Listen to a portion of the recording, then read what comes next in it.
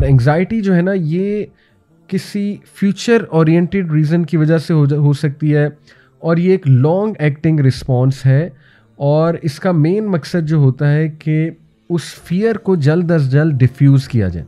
جو فیئر یا خوف آپ کو لگا ہوا ہے، تو انگزائٹی میں بندہ کیا چاہتا ہے کہ جلدی سے میرا فیئر نکل جائے، اور اس جلدی میں اسے مزید انگزائٹی ہو رہی ہوتی ہے. ٹھیک ہے، تو یہ پھر ایمپلیفائی ہوتی ہے، یہ انگزائٹی، یہ پریشانی، یہ بے چینی ایمپلیفائی ہوتی رہتی ہے.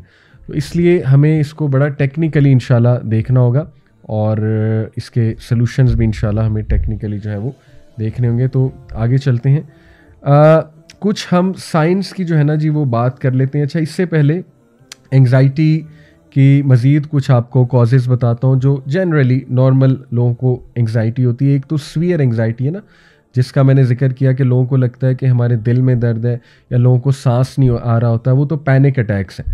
ہم ابھی نارمل جو انگزائٹی ہوتی رہتی ہے، ہر بندے کو ہوتی ہوگی، مجھے بھی ہوتی ہے، ٹھیک ہے، اس کی تھوڑی بات کر لیتے ہیں.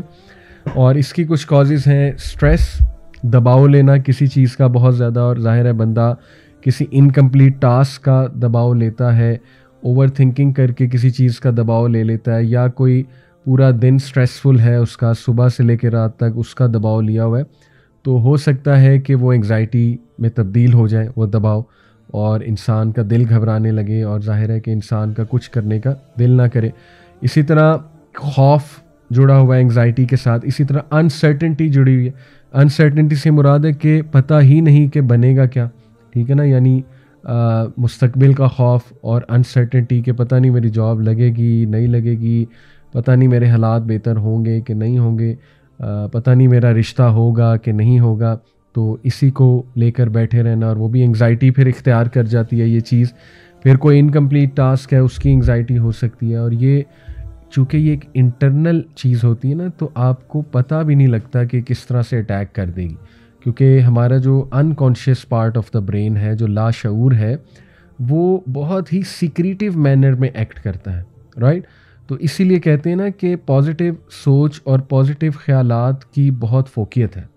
جیسے کہ دیکھیے، میں آپ کو ابن القیم کا بہت ہی خوبصورت جو ہے وہ کوٹ آپ کے سامنے رکھتا ہوں. ابن القیم جو ہے، پہلے تو بتاتا چلوں کہ ماشاءاللہ ہی از اے بگ اسکالر، اور ان کی کتاب ہے زاد المعاد، اور بہت اس لیول کے اسکالر ہیں کہ اس دور میں، یعنی 13ویں-14ویں صدی کے غالباً یہ اسکالر ہیں، اس دور میں انہوں نے سبحان اللہ جو ہے وہ انگزائٹی کے اوپر بات کی ہے.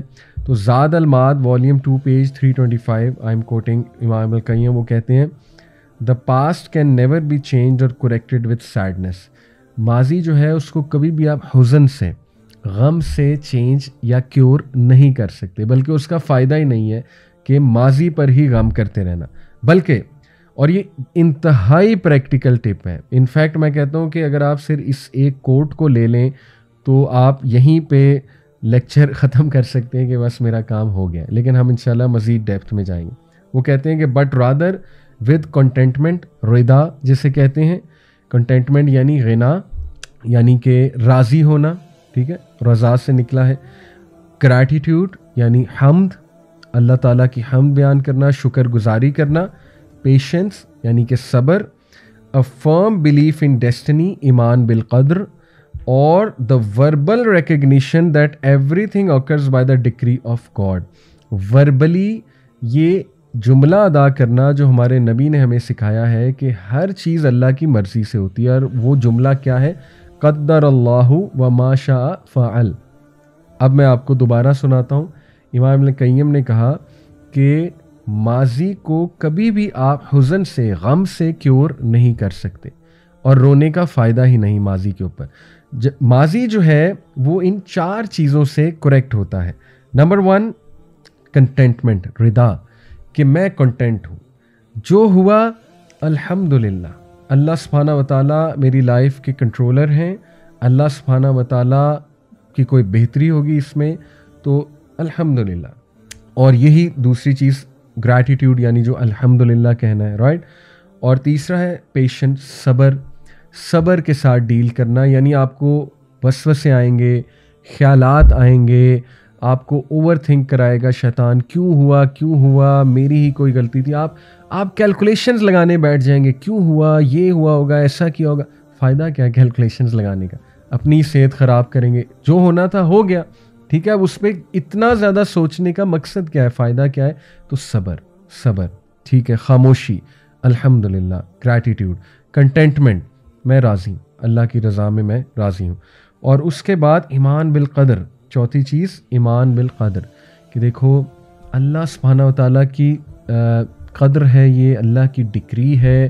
میں نے اپنی پوری کوشش کی اور چلو اگر یہ میری کسی غلطی سے بھی ہوا ہے تو ہو گیا، ماضی ہے.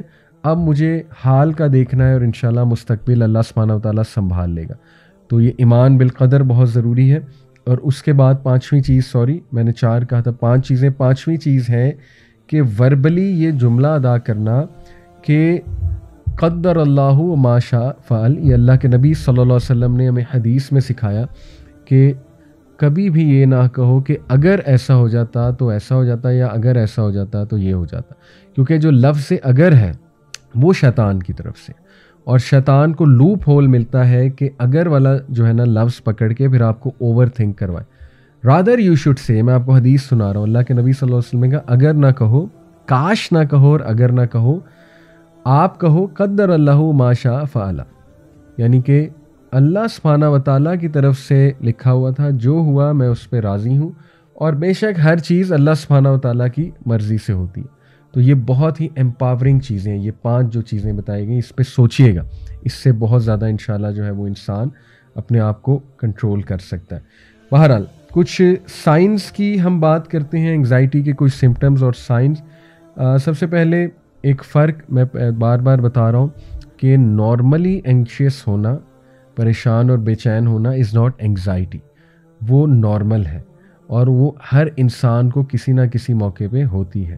لیکن اگر یہ ڈیلی کی ایک کیفیت بن چکی ہے اور وداؤٹ اینی کاز آپ کو انگزائٹی ہو رہی ہے، یا چھوٹی سی کوئی بری خبر آپ کو ملی اس پہ آپ کو اس لیول کی انگزائٹی ہو رہی ہے کہ آپ کا دل کر رہا ہے کہ زمین میں ایک گڑھا کھودوں اور اپنا منہ دے دوں یا دفن ہو جاؤں، لوگ اس طرح کے جملے ادا کرتے ہیں نا، یا آپ کا دل کر رہا ہے کہ بس میں ختم ہو جاؤں، فنا ہو جاؤں، تو پھر یہ پرابلمیٹک ہے، ٹھیک ہے. یا بہت زیادہ دل گھبرانا اور بہت زیادہ خوف میں آ جانا اور ہارٹ بیٹ تیز ہو جانا، ہاں پھر یہ انگزائٹی کی طرف جا رہی ہے بات. اوکے، تو ہم اب اس کی بات کریں کہ اس کے سائنس کیا ہے. Number 1، feeling that something terrible is about to happen. یہ خیال آنا کہ کچھ بہت بہت بہت برا ہونے والا ہے، حالانکہ ہونے نہیں والا، اور آپ کو بھی پتہ ہے کہ سچویشن اتنی بری نہیں ہے، لیکن آپ یہ سوچی بیٹھو کہ مجھے لگتا ہے کہ نا بہت ہی کوئی بڑی مصیبت آنے والی ہے. حالانکہ یہ جملہ اٹ سیلف نیگیٹو ہے. کچھ بھی نہیں ہوتا سوائے جب تک اللہ کی مرضی نہ ہو، یہ تو ہمارا عقیدہ ہے. لیکن انفارچونیٹلی، اور یہ بھی ایک قابل غور بات ہے کہ اگر آپ ہاروسکوپس کے بلیور ہیں، یہ جو ستاروں کا علم ہے کہ میں کیپریکون ہوں، میں ورگو ہوں، میں اسکارپین ہوں، کسی دور میں بھی تھا، ظاہر ہے جب دین کی طرف ہم نہیں تھے، تو وہ تو بتا رہے ہوتے ہیں آپ کا یہ والا دن اچھا ہے، یہ والا دن برا ہے، اس دن آپ گھر سے باہر نہ نکلنا، یا جو ہے نا اس دن آپ کے ساتھ یہ نہ ہو جائے تو اس لیے اس چیز کا خیال رکھنا. تو ایک بندہ جو پہلے ہی انگزائٹی پیشنٹ ہے، وہ جب اس طرح کی چیزیں پڑھ لے گا تو اس کو سوچیں کس لیول کی مزید انگزائٹی ہونے کے چانسز ہیں. تو اس لیے ضعیف الاعتقادی بھی انگزائٹی کی طرف لے جاتی ہے. یعنی آپ خود دیکھیں نا کہ ایک بندہ یہ سوچے کہ ستارے میری لائف کو گورن کر رہے ہیں، حالانکہ یہ سوڈو سائنس ہے، نہ اس کا سائنس سے تعلق ہے، نہ ہی اس کا قرآن و حدیث کے ساتھ تعلق ہے. تو جتنی پرسنالٹی ویک ہوگی اتنی انگزائٹی کے چانسز زیادہ ہیں. اور ایسے لوگ پھر زیادہ سوچتے ہیں نا کہ اوہ پتہ نہیں کیا ہونے والا ہے میری لائف میں.